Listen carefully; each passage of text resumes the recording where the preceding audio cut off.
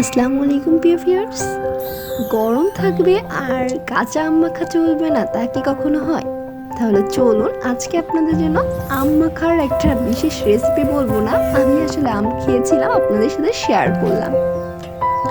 এভাবে গাছ থেকে কিছু কাঁচা আম পেড়ে নিয়েছিলাম আর কাঁচা আমটাকে খোসা ছাড়িয়ে এগুলাকে কুচি কুচি করে নিয়েছি, যে দেখতে পাচ্ছেন। আর একদম বাঙালিয়ান স্টাইলে আমটা মাখিয়েছি।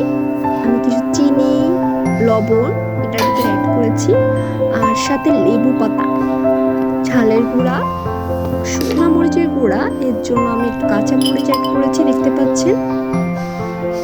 আমি আবার খুব পরিমাণ ঝাল খেতে পারি না, অল্প ঝাল।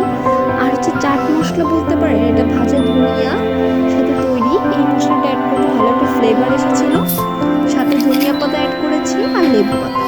So ready. চিনি অ্যাড করে পরিমাণ মতো চিনি অ্যাড করে আমি এরকম দিয়ে আপনি চিনিটাকে অ্যাড করবেন। হয়ে গেল আমার আম মাখা। সো প্রিয় ভিউয়ার্স, ঝটপট আম মাখা বানিয়ে নিন আর এই গ্রীষ্মের গরমে আপনি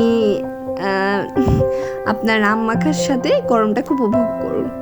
সো সবাই ভালো থাকবেন, আমার জন্য দোয়া করবেন। আসসালামু আলাইকুম।